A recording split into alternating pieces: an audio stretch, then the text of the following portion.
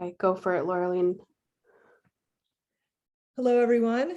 Good morning and good afternoon and good evening. My name is Laureline Hoyt. I'm the Executive Director of the Talwar Network of Engaged Universities. The Talwar Network is a growing global coalition of 425 civically engaged universities in 85 countries around the world. And welcome to the fourth workshop in the Communiversity series. This series is a collaboration with the Open Society University Network. The Open Society University Network and the Talwar Network share a global vision of uniting universities around the world in collaborative research and learning projects and preparing students to become engaged citizens. And every month, Communiversity features outstanding leaders in the field of university civic engagement. And these virtual workshops are designed to capture and disseminate research and lessons learned from innovative community university partnerships. The workshops are also intended to support university students and staff and faculty around the world who are working to develop long-term, meaningful, sustainable community partnerships as a central feature of their research and teaching. Today, I am over the moon and very delighted to welcome all of you to the workshop organized by our colleagues at the University of Technology, Sydney. I love the title of the workshop. It is Mutual Benefit, the Secret Sauce of Reciprocal Partnerships. I'm certain this is going to be a very engaging and interactive workshop, and we'll have a good number of folks here to learn from one another. So I'll just say a few words about UTS. The University of Technology Sydney is a longtime contributor to the Talwar Network and a world leader in the university civic engagement movement. We are especially grateful to the UTS Pro Vice Chancellor for Social Justice and Inclusion, Verity Firth. She is an active member of our steering committee, and I'm not sure if she's with us yet today, but I did want to give her a shout out. So shout out to Verity Firth. We're delighted to have her colleagues from the Center for Social Justice and Inclusion here with us today. And without further delay, I will welcome Diane Moy, the Social Impact Lab lead. Diane, I think you just waved your hand. Thank you. Alex Connor, the UTS Soul Award lead. She's waving her hand. And Katie Blair, the Research and Evaluation Specialist. Thank you all so much. And without further ado, please get us started for today.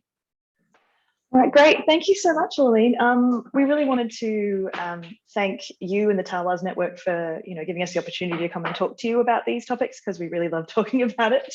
And also the Open Society University Network for their support and promotion. And a special thank you as well to Caitlin and Christina for all the little admin work for actually getting us to this day. We know all these things happen in the background. So before we kick off, I would like to start with an acknowledgement of country. So in Australia, we like to acknowledge the traditional custodians of the land on which we gather, and we're all gathering from different places today. So I would like to acknowledge the Gadigal people of the Eora Nation and pay my respects to both elders past and present, and extend that respect to any First Nations people who are joining us here today. I'd like to encourage you to also, if you know the traditional custodians of the land you're coming from, please drop their names in the chat so we can acknowledge the breadth of places and spaces and histories that we're coming from here today. So good morning. I'm very excited that you liked the name Mutual Benefit Secret Sauce, because our colleague, Dr. Zozan Balki, I just wanted to acknowledge that her knowledge and contributions through the Shopfront program, history of research and engagement, really heavily contributed to the content we're going to be delivering today. So I just wanted to thank her, but also she was very excited about that name. And so she'll be very glad to hear that people enjoyed it. What I might do, and I'll just throw it out to my colleagues, Di and Katie, to see if they wanted to just say hi and give a little bit of a background of their experience, because today we're going to be sharing a lot of lessons and reflection from practice.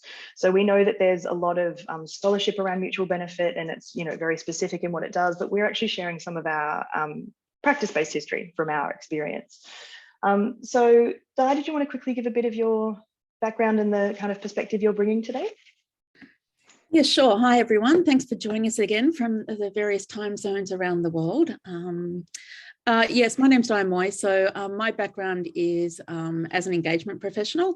I've spent well over 15 years doing engagements at different scales within universities, also within local governments, within community organisations, small community organisations as well. So one of my passions is really participatory processes and really sort of giving community a voice in engagement, particularly those that don't often get a voice or don't feel comfortable in having voices in traditional ways. So just as for an academic focus, I've sort of like specialised in areas of service design and user-centred design. That's it. Awesome. Thanks so much, Di. And Katie. Thanks, Alex. Again, good morning or evening, everyone. So my name is Katie Blair. I'm the Research and Evaluation Specialist in the Social Impact team here at the Centre for Social Justice and Inclusion. I only joined the team quite recently, so I've only been in the team for about 6 months, but part of my job is working with community organisations to build their capacity to design evidence-informed programs and to evaluate their work and demonstrate their impact. And key to that is building really, really long-term and mutually beneficial partnerships with these organisations to build their capacity, but also to build their connections with community to make sure that the work that they're doing can actually have that long-term and sustainable impact that we're hoping for. Yeah, awesome. Thanks, Katie. And for me, my background, I've worked in the not-for-profit sector and government and all the things.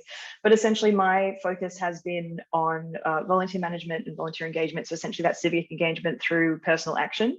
And coming into the university, I lead the UTS Soul Award program, which is very much about social justice action, but also building that civic leadership, civic responsibility in students that we hope will be lifelong through those kinds of actions and increasing the capacity of the community sector to achieve the work that they're trying to achieve. So that's the perspective that I'm bringing to our chats today.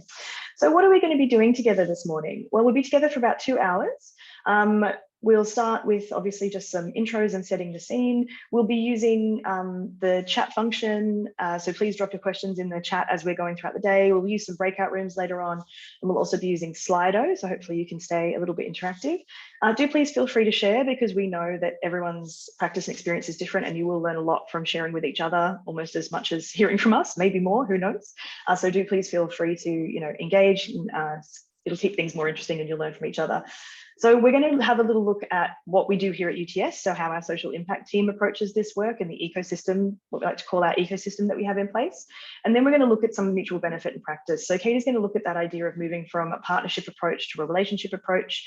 Diane's going to talk about centering community need, elevating your beneficiaries and some of the experiences that she's had.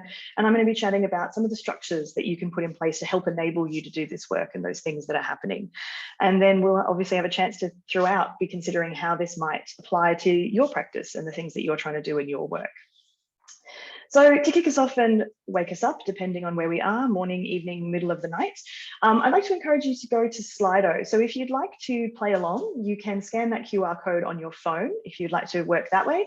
Otherwise, you can go to slido.com and enter the event code impacts. There's a little bar in the middle of the screen. And we can start to have a little bit of a conversation together without the pressure of you having to turn on microphones and cameras and things like that. So essentially, the first thing we'd love to find out is just where you're coming from today. Where are you joining us from?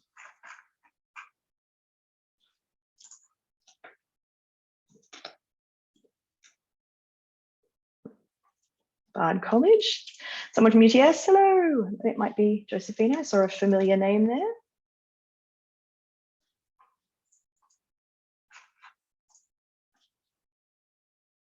The code is impacts. Give people a few minutes to join. A few people from UTS. Thank you for the support, UTS crew. Trying to find out what we're up to. Love it. Bard College.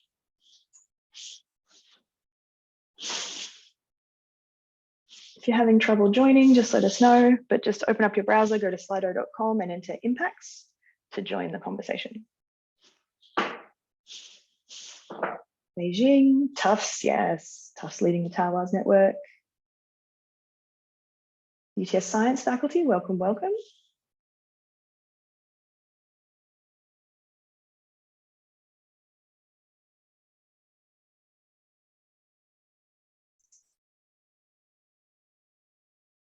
Just giving people a couple more minutes to get on Slido. Towers Network, yes, representing. I also say Towers. We have lots of disagreements about exactly how to pronounce that, but that's what we've gone with. So hopefully it's close enough to correct. Perfect. All right, excellent. Thank you, Lorraine. Lorraine says it's good. We're okay. Obviously coming from Stellenbosch at midnight. Well done, love it. All right, so we've got a bit of a broad spectrum and people literally from all around the planet, which is amazing. So I think the next thing we'd love to find out from everyone is what you're hoping to get out of today, because as much as we love the name can be a little bit vague. So we can actually kind of guide our conversation and what we might cover. What were you hoping to get out of joining us?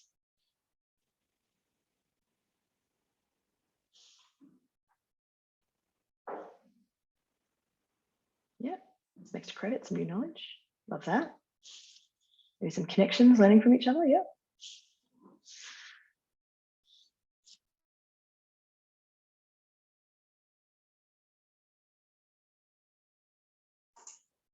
Some practical strategies. Yeah. Tools to develop true relationships. I really like that description as well. True relationships. There's definitely something to that for sure.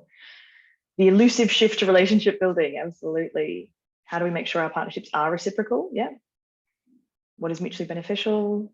What we might be able to include, building stronger partnerships, hearing different experiences. Authentic. Yeah, there's definitely something about that authenticity element to what we do as well, for sure. All right, well, look, thank you so much for sharing. As we're going through, do feel free to keep adding ideas to that, because there are a few of us, we will come back and check it throughout the session, but that's really, really helpful for us to get a sense of what you're interested in. So thank you so much. So with that, I think we will be able to cover a lot of what you're interested in, but do keep dropping those questions in the chat. I might actually I'm going to get you to have a little think about some of the ideas that we're going to be delivering today. So before we kick off, doing a little bit cart before horse, we want to check what we're going to be covering today is essentially some of the characteristics that lead to really beneficial mutual partnerships. And so what we've developed, which is highly academic, highly official, not really, very practice-based, is this idea of a secret source sense check. When you're partnering, we've kind of identified 5 key characteristics that we think make these partnerships really relational and effective, and thinking about what that looks like. So when we're looking at this, we're thinking about partnering, deep listening, centering the community need, providing enabling structures, and having enabled staff. So if you are still in that Slido, what I'd love you to do before you've even heard a lot of detail about what this is or examples of what this is, what I'd like you to do is consider what your practice is and how they are kind of performing against this at the moment. So a little survey will have popped up on Slido now where you can kind of have a look at those 5 ideas, have a look at the bit of the description of what they are, and just really, really quickly in that first sense check, I want you to think how much you are performing these things in your work at the moment. So 1 being never and 5 being always. Have a look at that survey and see how much you might be doing this work.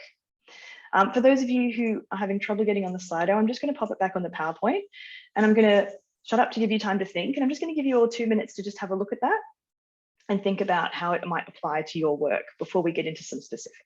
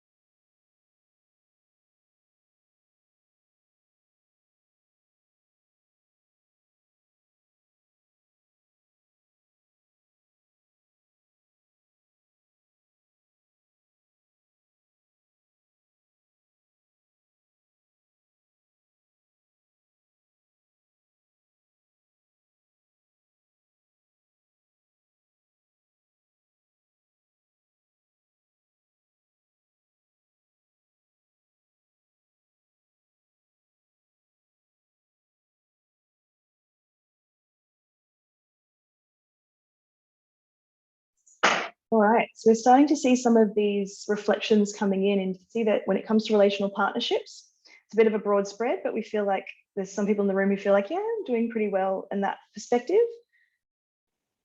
So our approach on deep listening, lots of people in the middle doing it sometimes, doing it, maybe thinking they could do it a little bit more often. Looking at centering community need, this is a real shift. And I think this is really common across university programs. So that's really interesting. We'll have a good chat about that coming on. Enabling structures. This is really great. If you're that high, I think it does feel like, you know, you've got a support of your university, you have those structures in place you can use. And then your staff, your own development, your own confidence in this area, we're kind of right in the middle. All right, that's really, really interesting and good to know. We'll come back to this at the end of the workshop to see how you feel about that. But yeah, with that, I will hand over to Di to actually start looking at the specifics of what we might cover and some examples for you. Look, I managed to turn the Zoom off, so that's a good start already. Not the Zoom off, but the mic on. That's what I meant, sorry. So look, I'm just going to explain to particularly those of us that don't know our programs very well, exactly what we are and what we do and how we operate. So we actually have representations from 4 parts of the social impact team in the Centre for Social Justice. Look, the 3 of us that we're sort of talking about, the 3 programs that we're really specifically talking about in terms of case studies, really tackle social impact from 3 different angles. As I should sort of say, we are part of the social impact team at UTS, and our approach is really uses key programs that do very different things to drive impact and create what we're terming as our ecosystem of long-term partnering. We've all been established at different times. Shopfront has been our longest term established project. That was followed by Soul. And then the Social Impact Lab is the newest program, and that sort of joined in about 2018. Together, we aim to build strong communities by providing capacity development for community-based organisations, supporting community-engaged scholarship, and facilitating UTS students and staff to develop skills in community leadership. And I also do want to acknowledge at this point our sister arm, which is the Gateways International Journal of Community Research and Engagement, which is also an important part of the team, as is the evaluation team, which Katie is representing today. So I'm just going to take you into a little bit of the programs and how they operate. So Shopfront is our curriculum-based engaged learning program, and it's been operating the longest since 1996. Shopfront is the gateway between small to medium not-for-profit organisations and students and academics at the university. Shopfront really aims to provide capacity support to community-based organisations, produce community-engaged scholarship, and then facilitate students to develop skills to become social change agents. So Shopfront works as part of the coursework projects and places students really at the heart of the community sector to gain real world and work experience and make a meaningful difference to local not-for-profit organisations. So through the program, students gain a knowledge of the non-for-profit sector and how organisations operate. They develop projects that they're proud to have on their CVs and portfolios, and they develop an awareness of the contemporary social issues that Shopfront clients work in daily. As well as developing engaged learning, Shopfront also aims to support resource-strapped small not-for-profits who are really at the core of the program.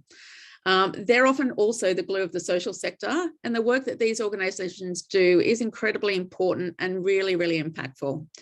Shopfront gives these organisations access to new ideas and skill sets beyond what they might have access to, and most importantly, it's free for the community organisations to participate in.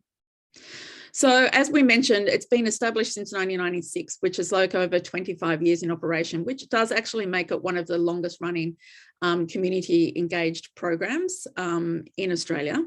And in this time, it's facilitated more than 1,200 successful projects that have been completed by students as part of their disciplinary coursework for more than over 1,000 not-for-profit organisations.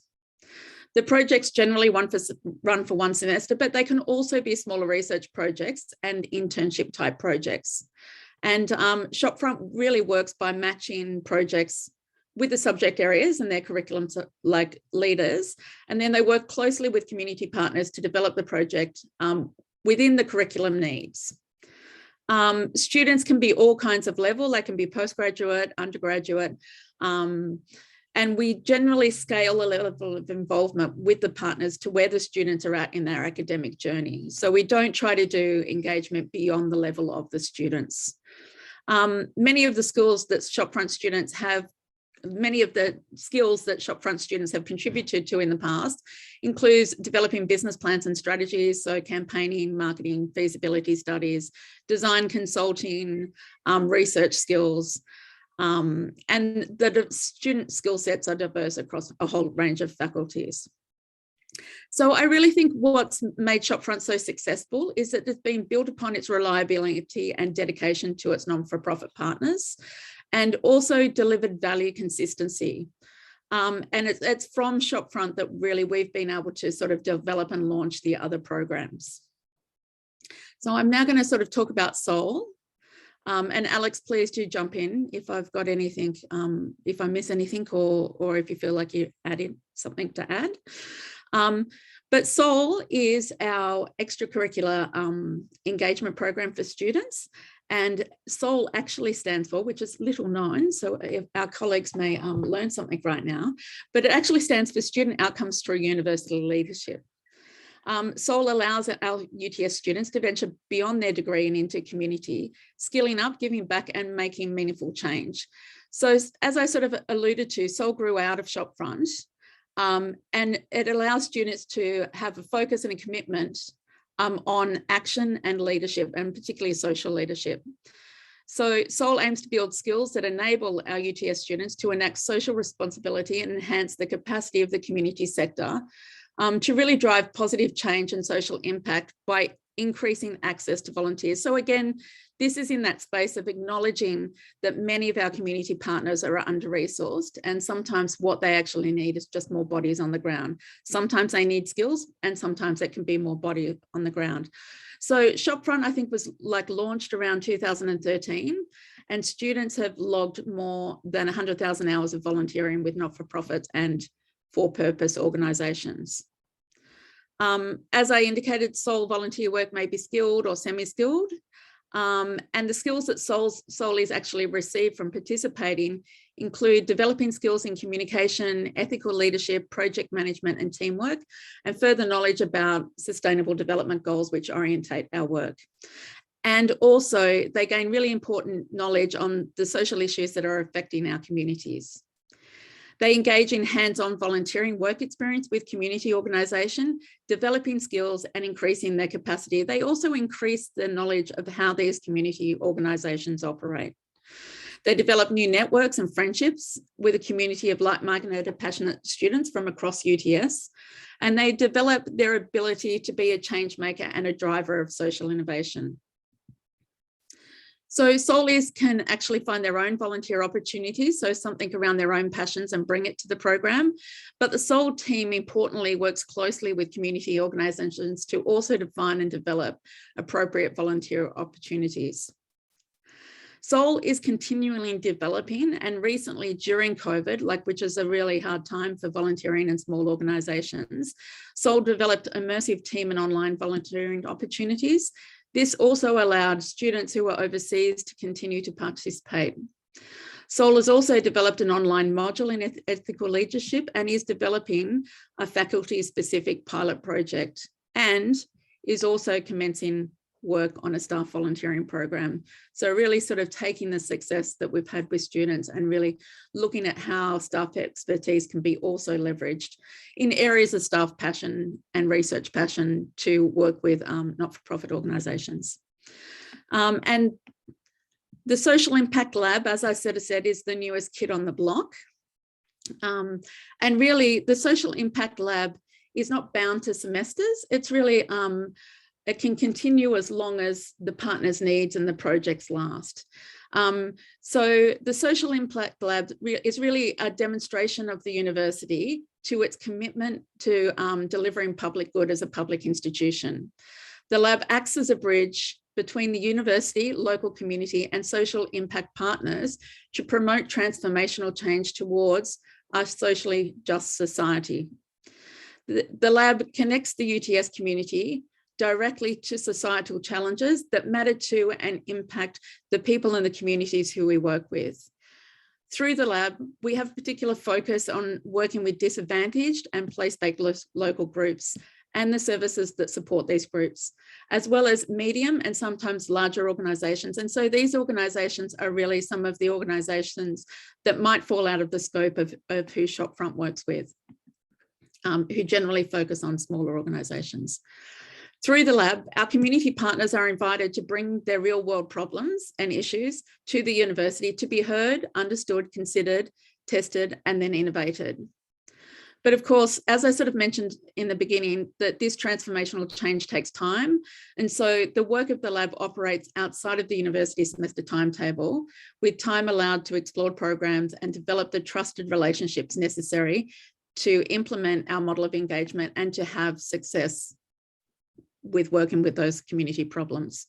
So you can sort of see there that we've listed a number of ways that we work, including, yes, convening stakeholders, analysis of systemic and complex issues, responding and incubating ideas, building capacity, demonstrating social impact by helping to pilot projects. So we don't just leave community with ideas, we follow through. And then communicating and sharing knowledge of the projects and outcomes broadly to stakeholders and also to the community themselves. And one of the key things that we do is deep listening, and we'll go through that a little bit later. Look, the lab also contributes to engaged scholarship and learning at UTS by developing piloting projects in collaboration with community. We support curriculum research and practice by connecting students and academics and staff at the university to lived experience assets and bringing community partners into projects and into the university. So I think if you can sort of see that that's how we sort of are all operating, and what we're trying to understand amongst ourselves is how do we exist to create a cycle of impact. So we exist outside of the faculty, but we support and bring together faculties and not-for-profits. And we're really lucky that UTS has recognised that its public purpose role, and that empowers us to act for community good through our work. So we're really exploring how we start to create an ecosystem of engagement and impact, and that this is relatively new to us. So we're still learning and starting to develop our approach around collaboration and becoming a one-stop shop of support for community organisations. We can often work with the same clients on different parts of a project or on different projects, but we all focus our work on servicing the university and our clients. And we really believe we have our greatest success when we develop mutually beneficial partnerships. So that leads us to that secret sauce heading of mutually beneficial partnerships. And look, there's a long history of mutuality and reciprocity in service learning. And as practitioners, as practitioners, we'd like to acknowledge and recognise that body of work. We initially started to commence a literature review for this work. However, we decided that it was more of other people's skills area. Only joking. We've just really felt that we wanted to get you to the understanding of what our lessons are and what makes our programs work and successful. And whilst much of our work is drawn from experience of students, we believe that there are many insights for researchers, particularly early career researchers. Developing and working the way we're advocating for it is a different type of researching, but we believe that orientating your research around mutual partnerships and committed relationships with the community is fruitful. Working with community partners over a longer period of time allows researchers to build upon your work. As a relationship grows, it becomes easier to do different types of work with the same community. It also allows you to increase your real-world impact with community partners who are often resource-strapped and have limited voice and power. As Dr. Emily Jankovic indicates, whilst mutuality and reciprocity are the foundation of service learning, they are often vague in their definition. Whilst mutuality suggests a win-win, reciprocity is the recognition, respect of valuing knowledge as perspective and resources that each partner contributes to its collaboration. For some, ideals of mutual benefit and contributions are formalised for some, the mutual benefit and contributions are formalised at the start of partnerships through partnership agreements. But for us, it's more organic. We build partnerships by developing trust, taking a risk by putting our energy into understanding our community partners' needs and what benefit they'll gain from working with us. That's not to say that we abandon our needs. We're clear about what our benefit is, but we also make sure to prioritise our benefits and their benefits. We see partnerships as an opportunity for growth and capacity building. And now I'm going to hand over to Katie, who's going to talk a little bit more about centering community need.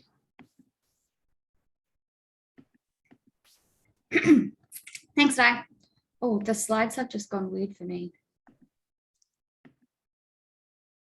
Stand by, computer fight.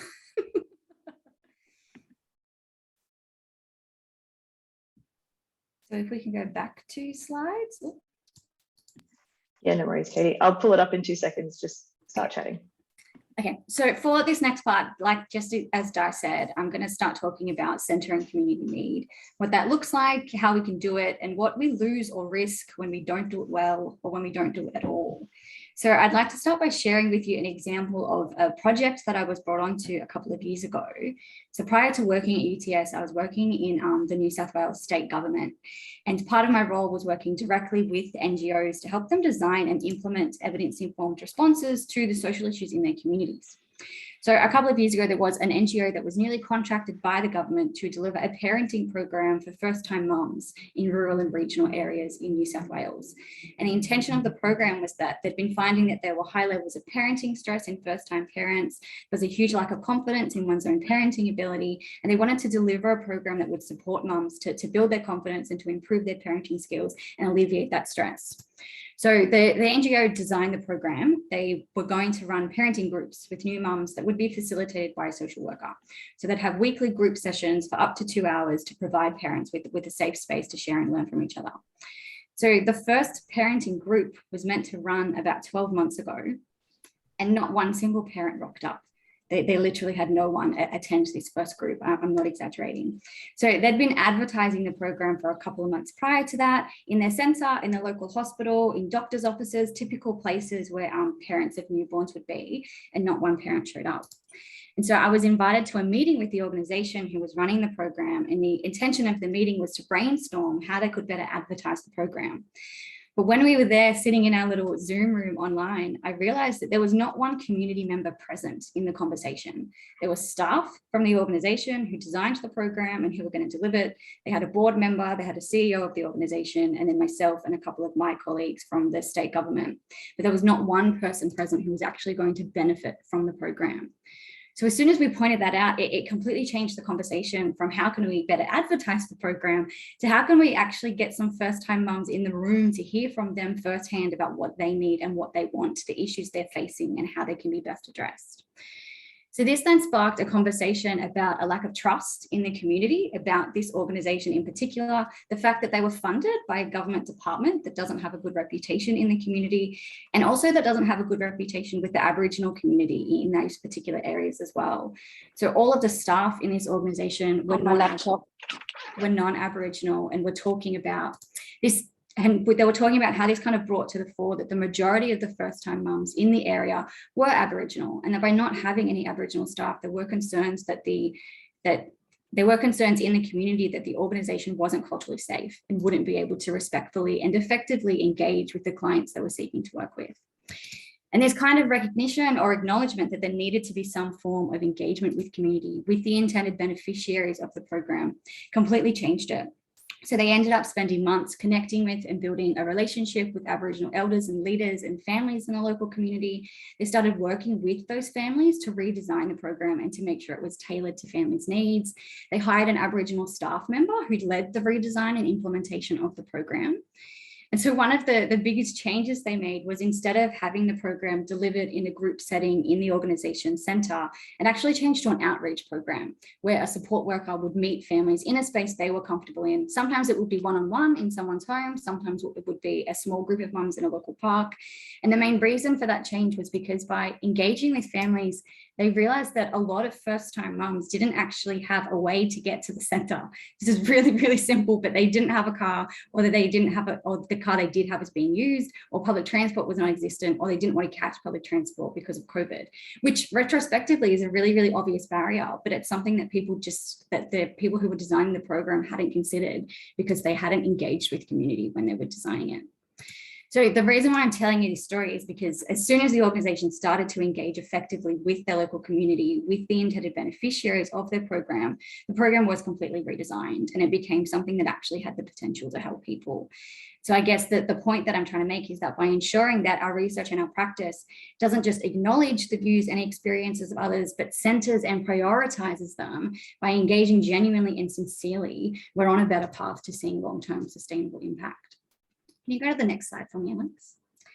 So I think for all of the work that we do, whether it is research or practice-based or a combination of both, we can all stand to centre community needs a little bit more. And there are a number of different ways that we can and should do this. So first up, I think we need to ensure that we engage with community from the very outset of our projects. So community should be involved in the identification of an issue and in the design of a solution. And this often involves adopting a perspective that is problem-driven rather than theory-driven.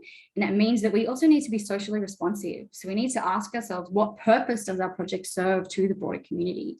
And we need to work with community to identify what matters to them, what services do they need and want, and what changes do they want to see at the end of the project. So asking questions like this can help us develop research agendas, processes, programs that are centered on community interests, projects that go beyond our own professional needs and reshape our work so that benefit to participants and communities is central. We also need to involve community at all stages of our project. So we need to shift away from simply recruiting research participants or merely consulting with people from community settings to engaging with community members more broadly in all aspects of our research process or in the process of designing our programs. So this community-centered approach provides a new way of generating and integrating knowledge to improve the communities that we live and work in, and to work alongside the intended beneficiaries of our work. So I already mentioned that community should be involved in identifying the key issue or the problem to be addressed, but they should also be involved in the designing and planning phase of the work. So this could include having input on what the objectives and aims of your project look like, any research questions you seek to answer, what methods you'll use to collect your data to ensure that they're contextually and culturally appropriate and safe. Community should also be involved in the implementation phase to help generate ownership of the project. So this could include piloting survey instruments or participating as data collectors or respondents. And they can also be involved in interpreting any research findings, identifying and discussing any implications or recommendations that might come out of the project. And involving community at this stage can be really beneficial to adding that contextual depth and nuances that non-community members might not recognize. Community should also be involved in identifying the next steps once your project has been finished, and prioritizing what to do next and planning any follow-up action. And also deciding how the knowledge you've generated should be disseminated. Who needs to hear about your work? Who else could benefit or could learn from the work that you've done? And how can you make sure that your learnings are accessible to all and also enhance community voice? So this could look like co-authoring papers or reports with your community partner, or running a town hall in the local community to talk about your work rather than reserving your findings for a purely academic audience at a conference that costs thousands of dollars to attend. So this inclusion or involvement of community in the design, the implementation, the evaluation and dissemination of our work also speaks to the value that we place on local knowledge, and how, in order to adopt a community-centered approach, we need to equally value the knowledge communities and community members hold. And we need to value that knowledge by inclusion rather than extraction.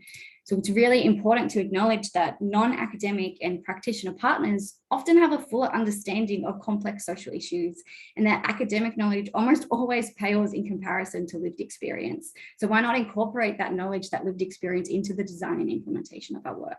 And this doesn't mean diminishing our own knowledge and our own experience as academics, but it does mean recognizing that we aren't the only holders of knowledge, and that the expertise of practitioners and the lived experience of the intended beneficiaries of our work are equally as valuable. And we need to bring together these three different types of evidence to truly understand how to address complex social issues in the best way possible.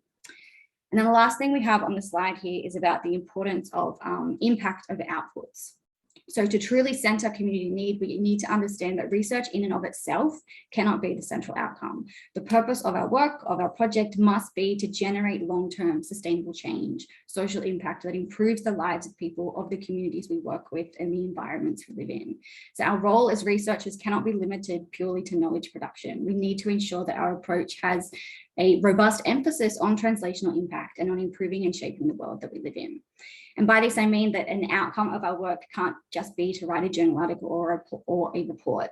So while that kind of contribution to knowledge is important, we also need to measure and understand how our work has improved people's lives. What value does our work have beyond academia? How have we contributed to addressing a social issue? What is our social impact? I'm going to hand over to Di now. He's going to discuss in a little bit more detail how we can actually partner with community and develop deep relationships that are needed to kind of enact this social change. Winnie, I unmuted again.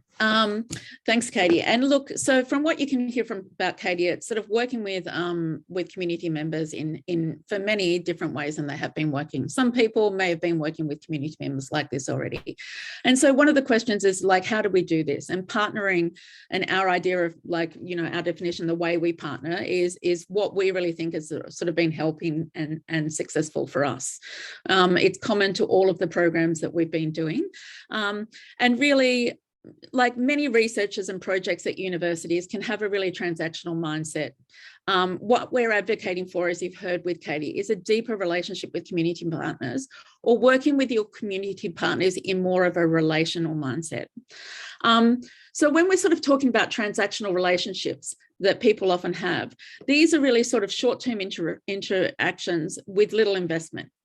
It's more like, if I do this or give you that, can you do this for me?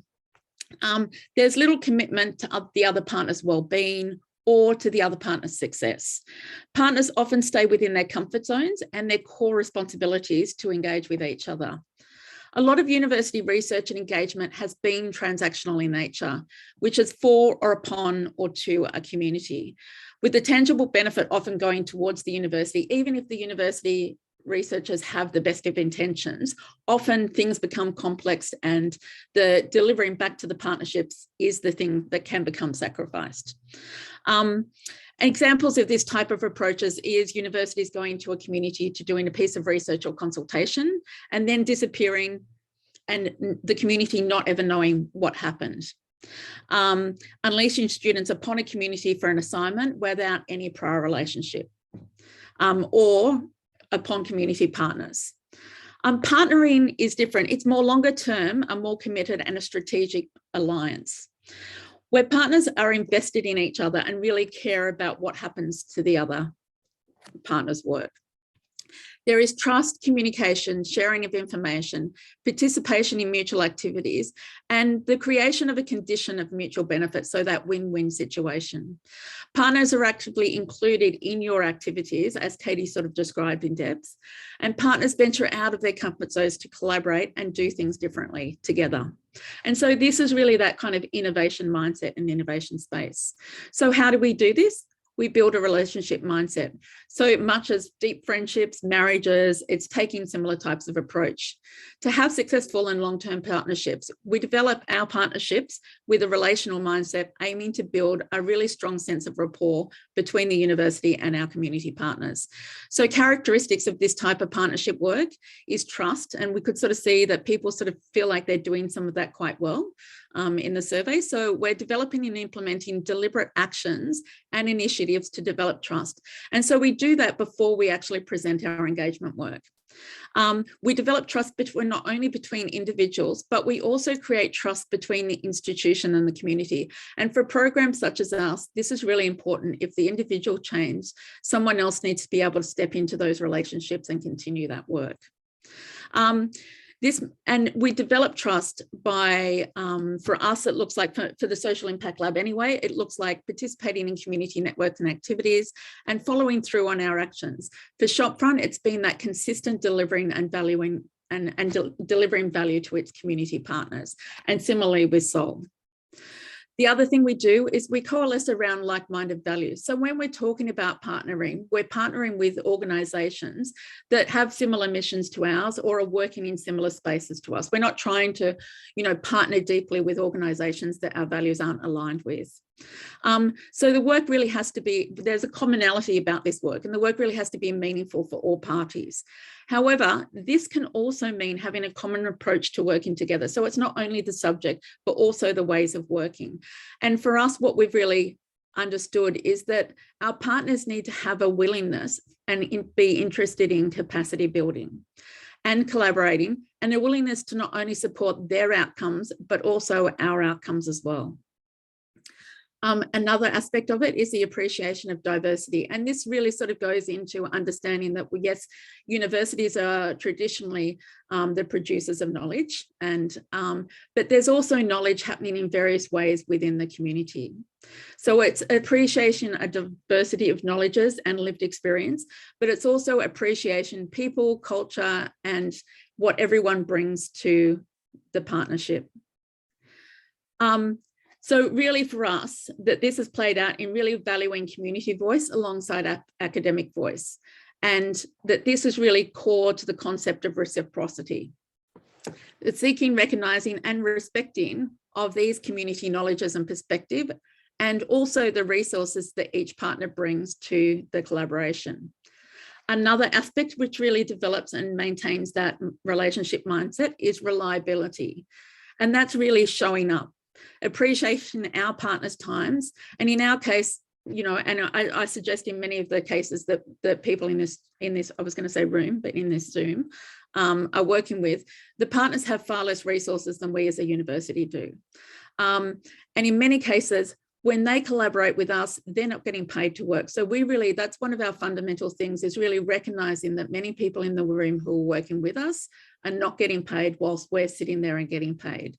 So for us, it's really important that we equalise that, and we do that in ways that are important for the community. So we don't assume how the community would like their time valued. We actually talk and work that out with community. Mutual respect is another characteristic of developing a relational mindset. And it's really understanding what respect means for your partners. For instance, for us in some of the work that we do, it's developing and operating cultural awareness and understanding the stresses and limitations for those who we're working with. So whilst we sort of work with community partners who may give their time freely to us, we have to understand that they still have commitments that they need to meet, and also limitations in the ways that they want to work as well. An example of this might be, as Katie sort of mentioned, choosing appropriate engagements methods and locations for different community groups. So respecting, if you're working with mothers, respecting that mothers can't just drop their kids. So you need to account for how will kids work in the engagement session that you're doing. And the ways we have done that before is actually talk to the local USH and have them come along to run some activities while we're doing engagements, and feed. We always say food works. And then equality. And so this is really about looking and managing about the power differentials between the partners and the university. And it's not pretending that they're not there, but really more understanding the impacts and then using them also for the benefit of the community members. And we've found that this is really important for us. So it's not that we do try to sort of equalize our power relationships and make sure that the community feel that we're on a relational level, but then also we also sort of say, but you know what, we are an institution, we do have power, and we can make a difference in this space for this community group. So it's not doing it for them, it's doing it with them. And as I sort of said, reimbursing community in ways that are meaningful for them. So really, one of the key aspects that's successful for particularly like the Social Impact Lab, but also the other organisations that we work with, is this idea of deep listening. So our deep listening methods are appreciative and use strengths-based approaches, which are sensitive and inclusive of diverse cultural and social assets and needs. So we really get to know and understand a community and understand what those social and cultural assets are. Deep listening for us and the Social Impact Lab is also inspired by the Indigenous cultural practice of Didiri. And whilst every Indigenous tribe and country in Australia has their own name for cultural listening. Didiri is a concept that has been popularised by Aboriginal writer and senior elder, Dr. Miriam Rose Ungama Bauman, and you can see beautiful Miriam there. Miriam was recently a senior Australian of the Year. And really Didiri, which has been a body of work for her, can be understood as respectful listening. Aboriginal and Torres Strait Islander culture are an oral culture. Elders such as Miriam pass on cultural and spiritual knowledge through storytelling. Deep listening is the art of hearing this, and hearing it respectfully, being present and taking the time to hear what needs to be said. It's managing silence, sitting through discomfort, and being grateful for what is being shared. For our Indigenous Australians, this idea of deep listening also extends into listening to country and to listening and caring for land. As engagement professionals, I take these mindful attributes and combine them with appreciative methods, and it can be really powerful. I rarely find people who don't respond to this type of listening and engagement, whatever the topic is. Many people just appreciate being seen and being heard. And this is particularly the case when we're working with disadvantaged community groups, and particularly people who are in vulnerable housing situations. Everyone appreciates being heard and taking the time to be listened to. It's just doing it in a meaningful and mindful way. Deep listening is not only how we listen and engage, but the fact that we listen repeatedly. We do this by running specific engagements, being really present with our community partners. So this is the Social Impact Lab I'm talking on behalf of, attending community networks and meetings, having yarning sessions, one-on-one interviews, and attending community picnics and barbecues and doing art projects. We're present, we say hello, and we get to know people. Our participation helps us understand the community better, including what engagement methods they might respond to, where they might like to do engagements, and what time of the day they might like to do engagements. We also engage community members to work with us, to listen with us, and to help us determine the best approaches and understand what we've heard. So that means that our community partners, sometimes we employ them, sometimes we engage them in other different ways to work alongside us at every step of the journey. As part of our deep listening, we also communicate or report back to community as a way of respecting what they have shared. We gain feedback on our analysis and develop trust in doing this. Reporting back to the community also insists with engagement fatigue, where communities feel like they give information and they're not sure whether it really makes a difference or if anything will change. The value of deep and repeated listening is that we are also able to centralise information we hear and share insights with community serves and university partners. This can also negate the need for multiple engagements. So I'm now going to sort of talk a little bit through a case study, share a case study that we do in Glebe. So we have been working in Glebe for a number of, the social impact has been working in Glebe. Sorry, I'm just having a computer malfunction of my own. The Social Impact Lab has been working in Glebe for a number of years. So to give you a bit of a context, Glebe is a proximal neighbour to the university. It's one of the communities that directly surrounds the university. Glebe has a U-shaped demographic with high SES and low SES that's typical of gentrifying neighbourhoods. You know, initially it started off, it's always actually to some degree been this way, but in more recent years, it's having an influx of higher SES people moving in there, which actually displaces the lower demographics, lower SES people within the demographic spread, which actually ends up marginalising voices further. It's also a key and diverse social housing community, which is close to the CBD.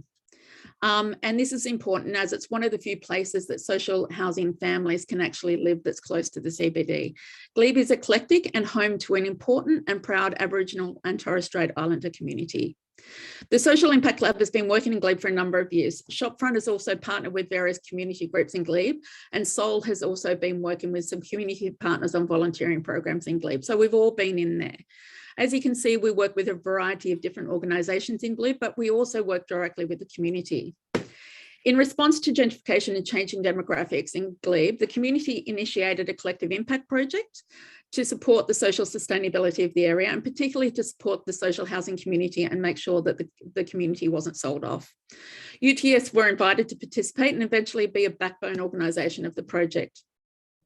This really allowed us to deepen and broaden our relationships. And over a 12 to 18 month period, we conducted a series of workshops and other collaborative activity and participated in community-led activities, supporting community grants, and providing resource support where practical. So for instance, this was rooms to meeting, access to people in council, getting people in government along to meetings when that was needed. We participated in community and service networks and events. So we showed up and listened to what was going on for services, what was going on for communities, and then also participated in community celebrations. Throughout this time, we've also conducted a series of listening activities on behalf of services and the community. We've built our own trust, and then we leveraged the trust of the networks and key communities and services that we work with that extend further into the community than we normally would have reach. When we don't have our own clients, for instance, but the groups that we work with do have clients. And so we really leverage the trust that they've built up with their clients to sort of get to those people who we would have trouble reaching. Throughout the time that we've been working in glebe, we conducted an appreciative inquiry project with 2 community researchers. So initially we conducted some of that work with community researchers, and then we actually let the community researchers do some of that work independently from us. We interviewed 60 people that were aged 55 plus. And following this, we then analysed that information, talked with our community partners about what they heard versus what we saw in the data. And then we initiated a co-design workshop with the community members, services and other stakeholders to report back to the community and explore some of the themes from the research further. This was late February 2020. Within weeks of running this co-design workshop, COVID changed our world. We knew that community groups that we were working with would be very vulnerable and also very scared. And I imagine as where you're from, things just started to close down and close down quickly. Within that, there was an assumption that everyone would be able to move online in a specific way. Anyway, we worked with services to develop ongoing communication channels between services, local government, charities, community members, health organisation and housing suppliers. One of the ways we did this was commencing a website to keep community connectors informed with reliable information and culturally appropriate information. So we knew that for many that the connections between services would be lost, but the connections with those people in the community who were connectors would be retained. So it was important for us that we got reliable information to these people that they could then spread amongst the social housing communities and the housing estates. These community connectors were really important because they were already trusted and already within the community. When everyone was in isolation, they were still there. Within weeks, everything had moved online. We knew that there was a significant amount of population in social housing that didn't have internet. From our work, we also knew that these were older members of the community. We worked with community members to design and deliver a digital literacy program that was initially and very gratefully funded by the university and then later by local government. So this program is called the Digital Mentoring Program, and it linked international students with community members to actually support them use their digital devices. So in one instance, we had like community members needed to go to the doctors, they needed to get prescriptions filled, they needed to go to the shops. They were all told to stay inside. So we paired individual students with individual community members. A student may have 5 community members who they worked with, and they met in COVID safe places, in COVID safe ways. And they really sat there to help the community members to do those functions that they couldn't do by themselves. The impact that this actually had, whilst we initially started to support these people to function in a COVID world, we actually quickly realised that the impact that this was having was on social isolation for both international students and also for older community members who were cut off from family and the community activities that they normally participated in. This was really important because in Australia, international students received very little support from the government and actually were vilified in many cases. They were told to go home by the Prime Minister. We had students who had literally arrived in Australia to complete their first semester 2 to 3 weeks before COVID shutdown happened. For international students, this became a really important way to actually get to know Australia and to also have social connections themselves, and to also practice English, practice their skills. We had one community member report that his health had increased significantly because of the program. He was able to continue his medical appointments online. He was able to download a fitness app and continue some of the much needed physiotherapy fitness work that he needed to do. So really it was a win-win for students and for community members, and also for the services we work with.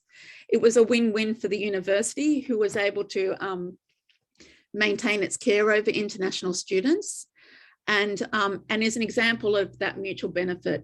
Without the reciprocal partnerships and the deep listening that we'd already conducted, there's no way that we would have been able to respond as quickly or as effectively as we did. We also, following that, using that knowledge, connected and supported community groups to reconnect, hosting COVID-safe picnics once restrictions had started to ease. We're now able to partner on larger research projects that are exploring energy and social housing, and for instance, are recruiting 30 organisations for a partner institution at the university. We do this using our existing networks and those connections that we have in community. Now, I think I'm handing back to Katie now, aren't I? You sure are. So we're actually going to take a little bit of a break from talking at everybody, and we're going to have a bit of a group activity where we'd like everyone to engage in some small group discussions about the beneficiaries of your work. So we want everyone to think really critically about who actually benefits from your work, how can you identify them, or how do you already, and then how can you or how do you genuinely involve and include them in your work in all stages of your project. So Alex is going to pop everyone into breakout rooms of about 5 people each, I think. And then I think myself, Di, and Alex will kind of jump in and out of rooms. How long are we going to be in breakout rooms for, Alex? About 10 minutes, so 10 to 15 minutes, just to give people a chance to, you know, explain what they're doing and all that kind of thing, and then move on to the beneficiaries chat. So I've just opened up those rooms. Sorry, back to you, Katie. Yeah, so if everyone just wants to pop into their room, and then we can start these discussions about the beneficiaries of our work. You should be able to join.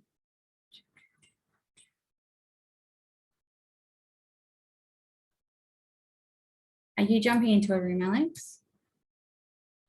I was going to hang here to troubleshoot because there might be an ask for help function. I know that Rose has said she's going to help us by staying in the main room, so I might just hop into some. Can I ask, Katie, if you want to head to, yeah, I might move you. Me and Di are in the same room, yeah, if you want to move one of us.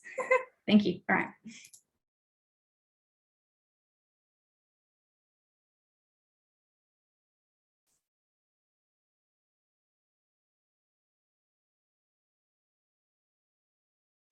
I'm going to go ahead and jump into a room with 4 people, if that's... That would be amazing, Caitlin. Good. Thank you. Okay, see you soon. See you soon. Have fun.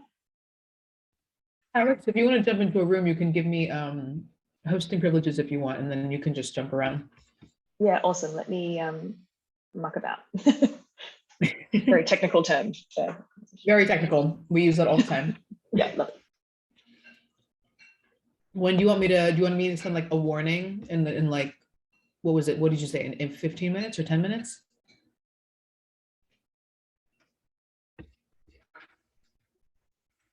Apologies, I was on mute. Maybe 10 minutes, because I'm also just aware that with that, like we hit 9 a.m. Sydney time and lost a few people after that first hour, so it might not be as long of a chat with fewer people. Okay. Do you want me to say 5 minutes at like 7:15? Or do you want me to say we're like bring everyone back at 7:15?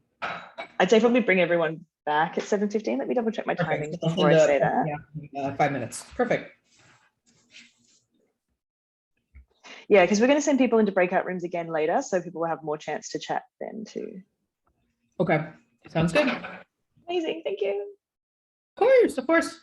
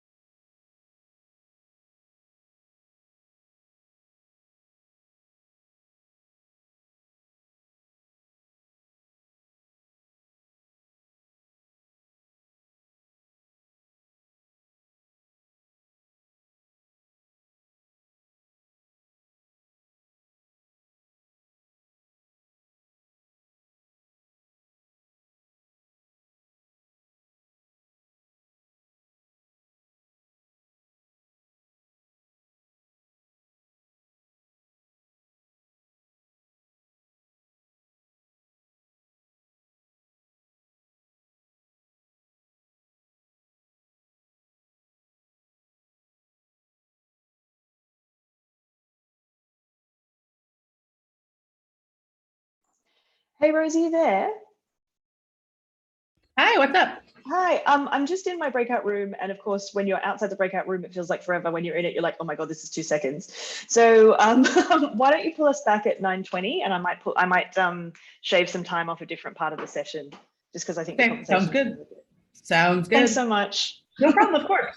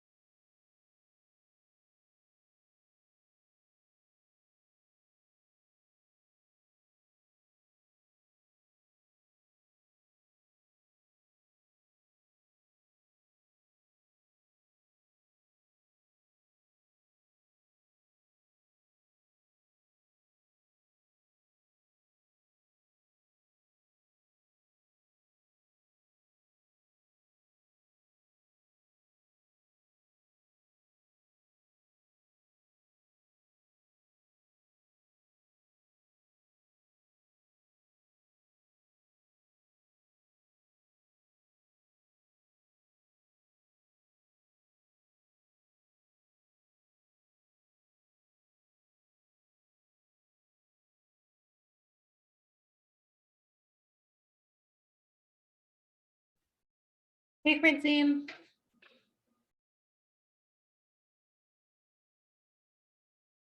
Were you in a breakout room and then got removed, or did you just join now?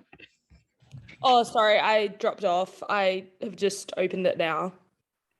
That's what I thought. Okay, perfect. Let me see. Do you remember where you were? No. Are you recording this session? Yes. Great. I do have to jump into another meeting in a couple of minutes anyway, so I might have to come back to the recording anyway to get the last. No worries. Totally. Right. Okay. Sounds good. Sounds good.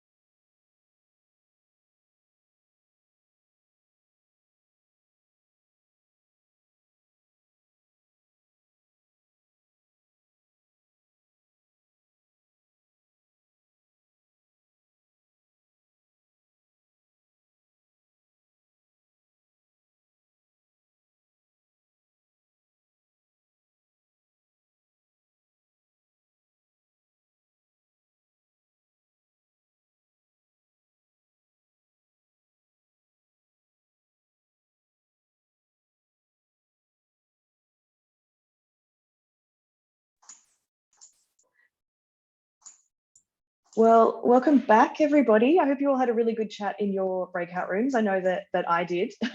It's just so, oh yeah, you just want to go for ages, don't you? Because this stuff has so many layers, and then you can talk about different ways of doing things and hearing great work that people are doing. And I think in our room, we had a really interesting chat about the vulnerability that's needed to say that, you know, even though, you know, for example, Katie, Di and I are here presenting and chatting about what we think works, that we're all on a spectrum and we all still sometimes look at a way, oh, I could have done that a little bit better or that a little bit differently. And we're just kind of constantly like going back and looking at it, and it is very complex. But yeah, I hope you had a great chat. We will have a chance for a bit more of a discussion later on. But what we're going to be covering for the next little bit of time, and it was something that came up in our breakout rooms as well, was kind of the structures that might be required to allow this stuff to happen. So as much as we know that we need to be doing these things, or we want to be doing these things, there are sometimes some barriers in place that we need to overcome, or some structures we can put in place to help enable us so we feel a bit more empowered. So when we're looking at some of the structures, I've kind of broken it down into a few different ways of thinking about it. And the first one I want to talk about is mindset. So this is mindset both in how the staff and university behave, but also mindset maybe in how you set up your systems and programs. So I know that we've talked about the community need has to take precedence over the university need. And that feels really wrong, because we've not been working in these systems in that way. And so sometimes it takes a little bit of a mindset shift to just keep reminding yourself that the community is more important than the university need. And that's something that I think has really empowered all of our programs in the centre, just going in with that approach. So as I mentioned, my background is in working in the not-for-profit sector and volunteer management before I've joined the university. And that approach, that background knowledge has given me the ability to understand that what it's like to be approached by a university, to kind of provide support or to ask for something. And it can be very intense. So a lot of the organizations we work with, as I mentioned, are small to medium organizations, which means there's one person who might be managing university engagement and the volunteering and delivering core programs and running HR and also buys the milk for the fridge, like everything. But again, if it's a big organization, they almost have so much structure that it's very difficult to fit a university into what they're trying to do. So what happens with us is to center that community need is everything that we do is driven by the community coming to us and telling us what they want.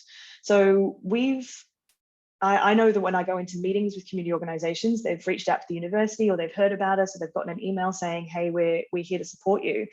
That first meeting, people come in and I can feel the tension that they're talking about.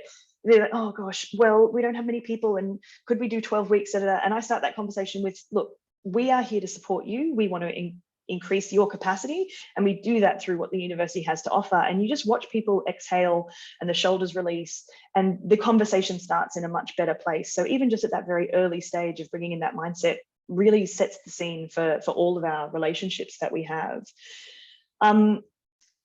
Yeah. And I think because of that, when we're looking at it being for impact, not just output, like I'm not just talking to you so I can achieve this next thing, put students in a placement, achieve this research thing. I'm here to work with you towards something larger.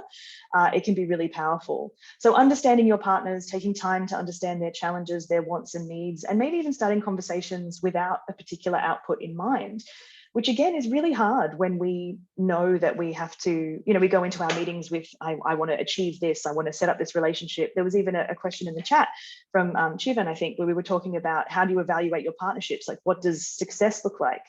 And when you have an output approach, success is really easy to measure. We partnered, we did this thing, we delivered this thing.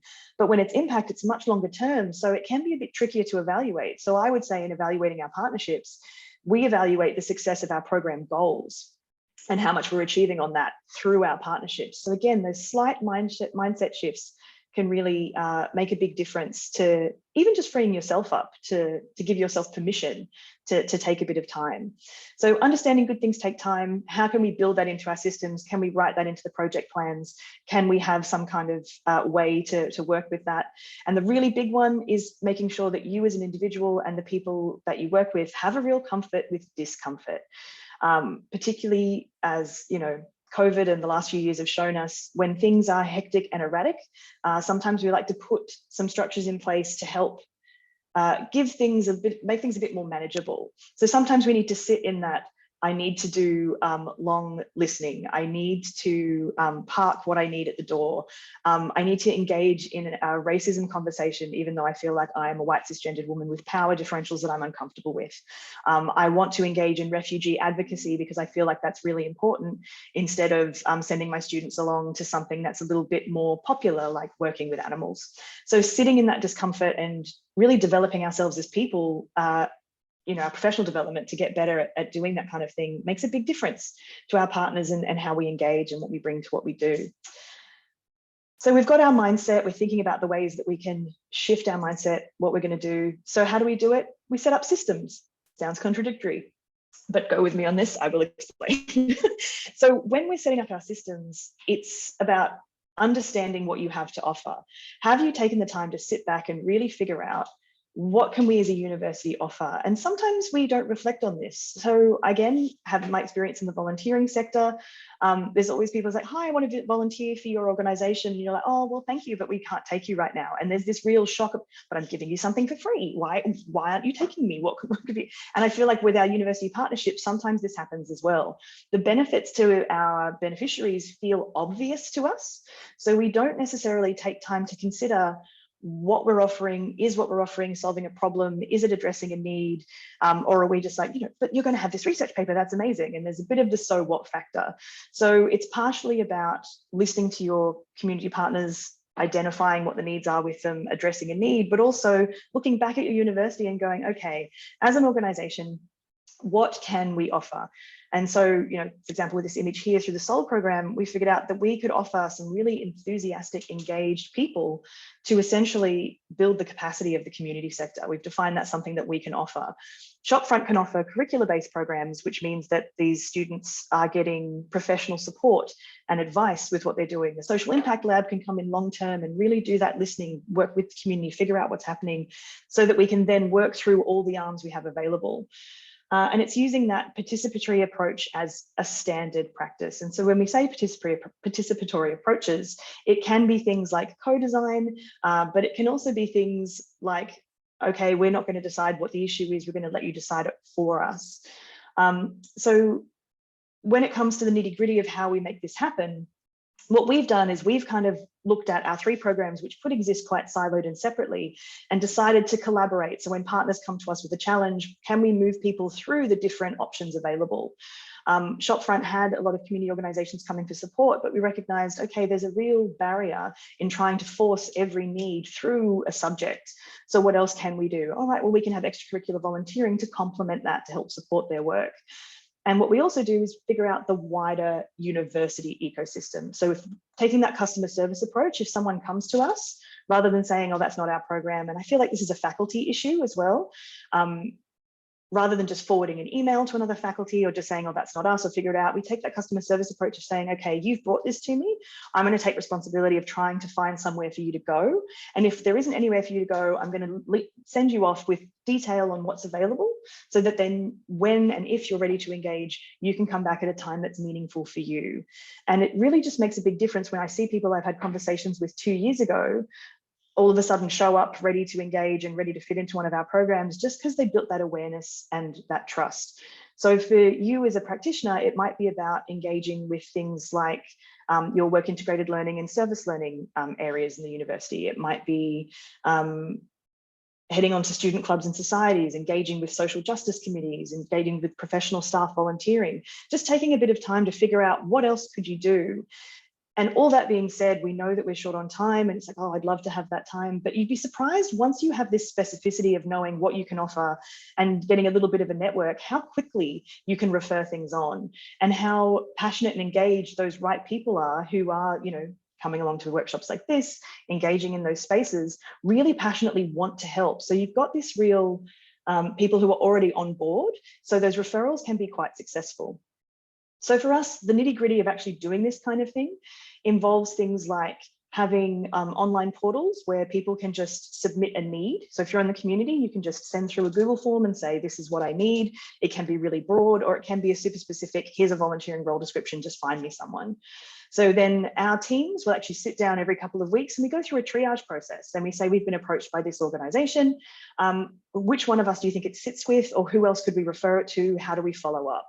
And really, it doesn't actually end up taking us that much time, shockingly, because we can just kind of go, okay, we know where this fits, we know what this needs, and we have the documentation, send them the documentation. So once you're in this process, it gets a little bit easier. And then thinking about what you can actually offer these organizations to make it meaningful to them. So one of the things we found is that for small and medium organizations, they want to engage volunteers, but they have an insurance problem. So using the university insurance for volunteer placements, we're able to send students out to volunteer for their organization, solving a problem that's maybe not as obvious when it comes to your community engagement. So you've got your mindset, you set up your systems, but you can't live and die by your systems, which is that, I'm sorry, what you need doesn't fit perfectly into the structure that I have. I'm going to ignore you and send you away. Be responsive. So we use a theory of change model in the SOL program, where we explicitly say that SOL exists to build civic engagement in students, build their development, but also equally exists to empower the community sector and help the university to work on social issues. So that meant when COVID hit, instead of having to shut down all of our volunteering, we said, okay, how can we help students still deliver civic engagement? And how can we help the community sector to respond to what is a really big crisis? So instead of shutting down and backing away, it actually gave us permission to lean in, because we could shift the way we wanted to get things done because we knew that they were our goals. So we've kind of found our ecosystem and had multiple ways to engage, but it's also sticking in when things get messy. When the first delivery doesn't go perfectly, how do you kind of stay around and not let the partnership die and just acknowledge that maybe you might need to shift the way that you're working? So in order to do all of this, you really need to get broad support. So I know, again, we're talking about time and engagement. How do you get support across the university? Identify who your supporters are. We know in the broader world and broader community, a lot of people really want to make social impact. They want to have careers that are meaningful. They want their studies to be meaningful. So you can figure out through those social justice committees, particular staff members, who your supporters are. So don't be afraid to tell your stories. Don't hide things behind an academic paper that's behind a paywall. Also use, Instagram and social media channels. Let people talk about their experiences. That kind of no stories without data, no data without stories kind of approach. How do you, keep getting your stories out there to gain those supporters and build that ecosystem?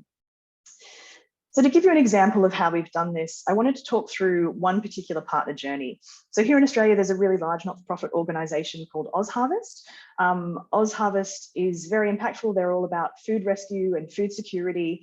And when we first wanted to work with OzHarvest, quite frankly, so did everybody else.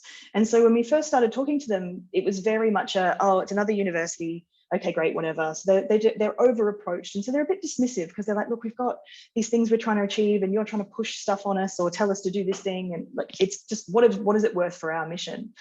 So, we said hello, we made an initial connection and then respectfully backed off, said, look, if you ever decide you need anything, let us know. We'll talk to you later. And so then during 2019, 2020, when we initially in Australia had the bushfire crisis and immediately followed by the COVID crisis, we reached out to OzHarvest again to kind of go, okay, we can see that there's a bigger need in the community for your work. How can we support your work? At the same time, within the university, like Diane mentioned, when COVID hit, international students in particular were really in a difficult position because they were losing employment, losing their jobs essentially, and weren't eligible for government supports and payments. So the university looked at how can we address a community need, how can we support our community partners, how can we engage students, and they actually hired students as community ambassadors. So through what essentially was a bit like a paid volunteering program where these students came onto the university, they would act as COVID marshals on campus, but also were deployed to OzHarvest to help support them with what was essentially a 400% rise in community need. And through that initial program going well, that, relationships started to blossom as they could see, okay, these guys are here to actually support our work and they're here for the long term. Fast forward another 6 to 12 months, COVID looks like it's going better. Omicron comes through and we're kind of back in the exact same position they were before. We recognize that our organization has volunteer management skills and support. So for 5 or 6 weeks, our SOL program and I actually stepped in and did volunteer management and deployment of our volunteers to them for those first 4 to 5 weeks so that they could set up an emergency hamper program and then handed it back over to them. So continuing that relationship. through that time, we then ongoing keep sending them student volunteers. And then they actually ended up offering to us the participation in their staff volunteering program. So a staff volunteering day, which includes education, meeting the CEO, a lunch, something that's really powerful for our staff and students to understand the community sector, get out somewhere new. Those are worth about $2,500 a day. And they've given us over 20 of those days to engage our staff and students completely for free, because they recognize the value that we've brought to the organization and the value that this engagement brings. So over 2 years, we've gone from that, you know, please leave us alone, all the way through to being a really deeply engaged partner. And I say this because we don't know where it's going to go. We could end up in a lot of different places. We could end up with really engaged research, all because we just took this approach of how are we delivering for the community? How are we delivering for our beneficiaries? And these things naturally occurred as a result. So it's just an interesting kind of structural approach. So as I'm aware of, you know, our time and our chats, and I hope that's making sense, probably maybe a little bit more, few more questions than answers. I think I'm going to hand it back to Di so she can talk through the key takeaways that you might be able to use. And then we can, you know, maybe get back into our breakout rooms and start to get into that nitty gritty and barriers and all those fun things. So Di, over to you. I'm handballing to Katie straight away.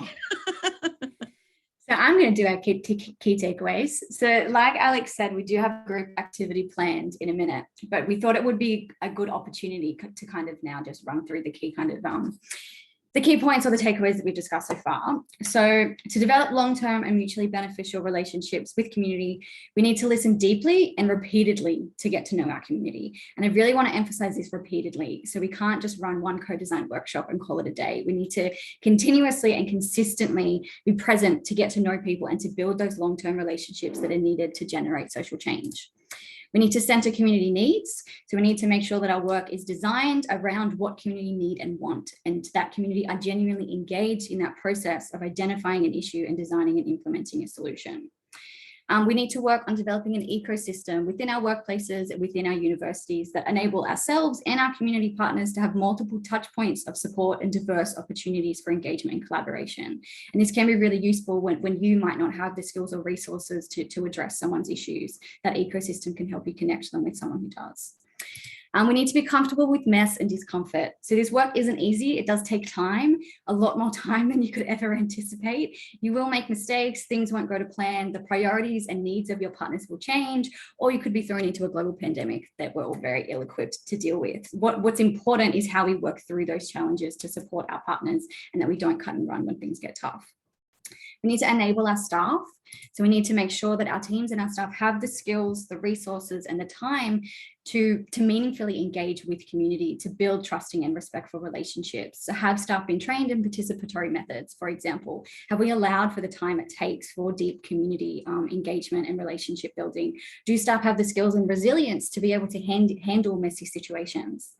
And then we also need to have an act of reciprocity. So we need to make sure that we need to think about what we can offer community to demonstrate that we are deeply invested in their needs and that they come first. Alex and Di, do you guys want to add anything before we go into the activity? No, I think that's a great summary. Awesome. Over to you, Alex, I think, or is it Di? I think I'm getting muddled now. Yeah, I think, look, I think Alex is going to run the activity. What I'm just doing is sort of saying, now we showed you this tool at the very beginning of the presentation, and I suppose now that you've heard us sort of talk about some of these elements a little bit more detail with some of those case studies again, we're asking you to have another look at the tool and to sort of really understand, you know, what that might mean for your practice and for your work. And Alex, do you want to explain what the activity is going to be? Yeah, sure. So what we've done is I'd like you to think about, because I think as you're doing this, because we've all got different practice, you might have a particular type of, a particular element of that check-in tool that you're like, yeah, this is the one I really want to work in the most. So it could be about your partnering and deep listening. It could be about centering community needs, and it could be about enabling structures and enabling your staff. So what I'm going to do is, we have 3 breakout rooms, and we're going to give you the option to choose which one you would like to head into based on the ideas that you'd most likely like to discuss. And while you're in there, we have the option of a Google Slides doc that you can head to that includes that tool, so you can refer back to it. And so just head along to the slide that represents the ideas you want to talk about. And what we'd love you to do, if you can, while you're in there having those discussions, is start to type up some of the ideas of what you might like to implement. Just add it into that tool, because then we can share it with everyone at the end to kind of get some really great ideas. So what we're going to do is I've created 3 breakout rooms because I think some of these ideas can relate to each other. So if you're interested in relational partnerships and deep listening, we're heading into room 1. If you're interested in centering community needs, heading into room 2. And if you're interested in enabling structures for staff and just like, you know, actual structures, head on in there, and we'll give you probably 15-20 minutes to really get into that. Probably 15 minutes before we pull you back for a little bit of discussion to really get into, okay, what am I going to do? What can I do to move myself along that spectrum from a little bit less, you know, away from never and a little bit more towards always, if you can. So head on in. And we will.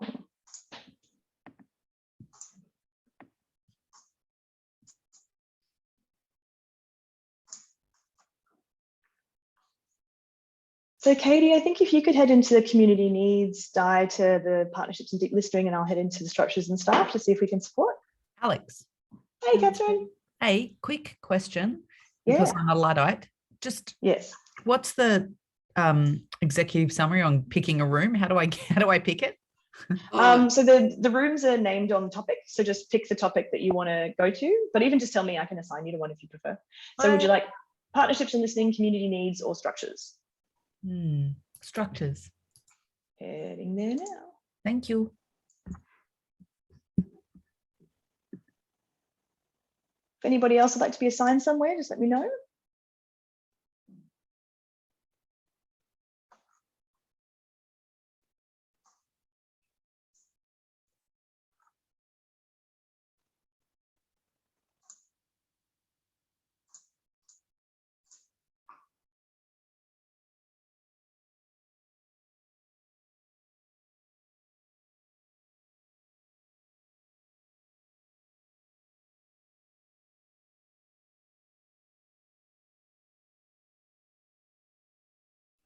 Is there a certain time you want me to bring them back?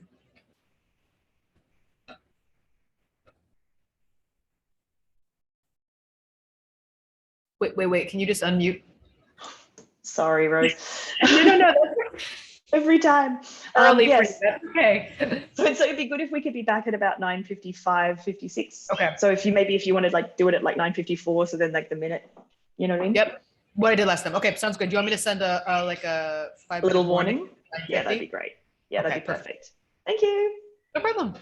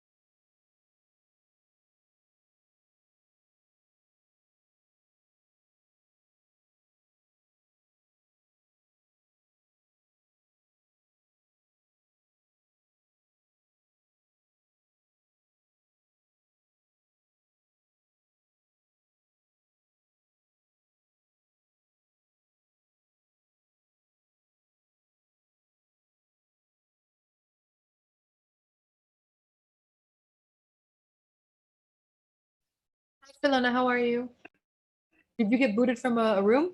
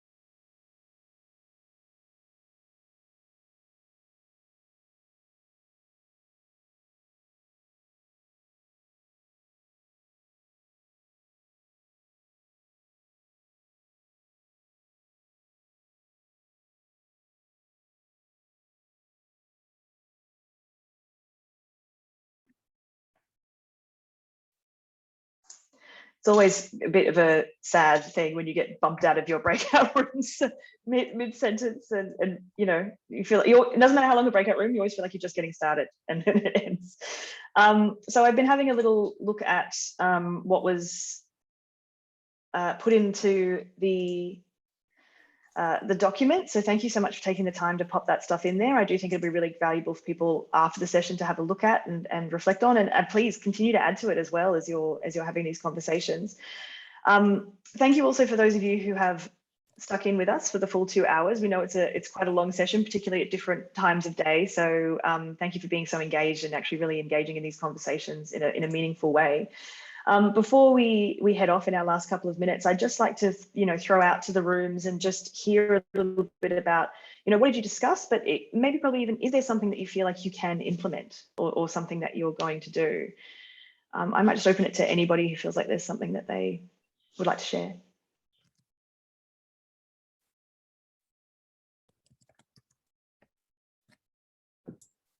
I'm going to throw Shalona under the bus.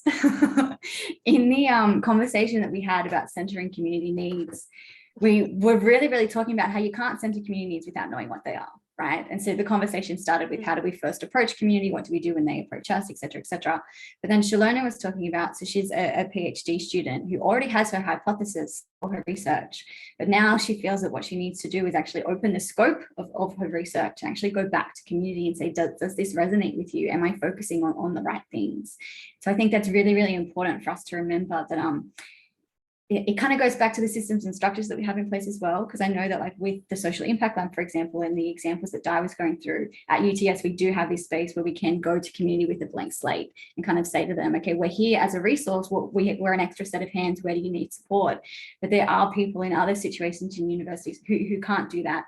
PhD students, for example, who need to have a research project already designed before they get their funding, for example, and just making sure that we do create space at other times in our work to make sure that we are going back to community and testing what we think is important and making space to shift that if our hypothesis might need to change, for example.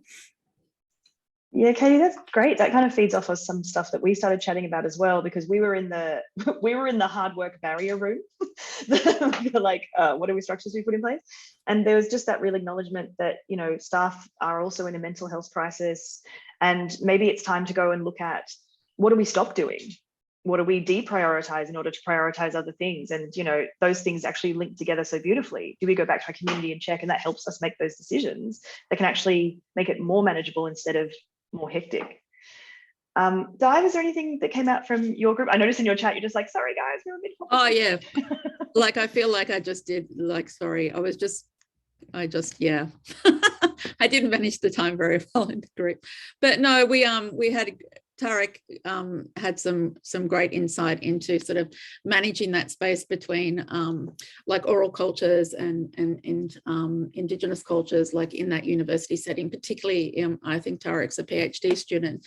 So when that knowledge space is quite formalized, how do you do it? So we had like a bit of a conversation around that. And I'm very sorry, but we were also talking about like how might it translate into business engagements for people like with different types of partners, not necessarily community partners that we've been talking about. And then how do you also, when something can look quite transactional, actually break through that barrier to create a deeper relationship? And they're the two ones that I don't feel like I really got to talk about that much. So my apologies. Yeah, so many interconnected layers. So I do have someone in the chat saying, like, you know, let's keep the conversation going. I know that the Talwars crew are going to send around a recording of this as well, but maybe we can share some personal information in some way if we want to. Otherwise, you know, keep connected with the network. And with that, because we are short of time, unfortunately, we do have to say thank you so much. I know a lot of you will have meetings to get to. Personally, I've really enjoyed the conversation and just acknowledging that this is, you know, complex and there are barriers, but just really super inspired hearing about all the things you're already doing and how committed you are to doing this work. I think it's really cool. So thank you so much. I don't know if Di or Katie, if you have anything to add, but good luck with everything. I just want to thank everyone for staying up. Yeah, especially Chevan. It's about 2 a.m. where he is at the moment. Right I now. started to type that and then I Well was just like, done. "No, I'm just going to say it. Well done. That's This engagement was at its most finest. invigorating, most invigorating AM discussion I've had in a long time. Oh, Thank that's you. great. That's fantastic. Yeah. We did promise entertaining in the beginning, so I'm really glad that we were able to deliver. Da, da, da, da, da. Yeah. And to all those people from UTS here, yeah, we're definitely happy to keep the conversation going in some way too, Thank as you well so as much, internationally.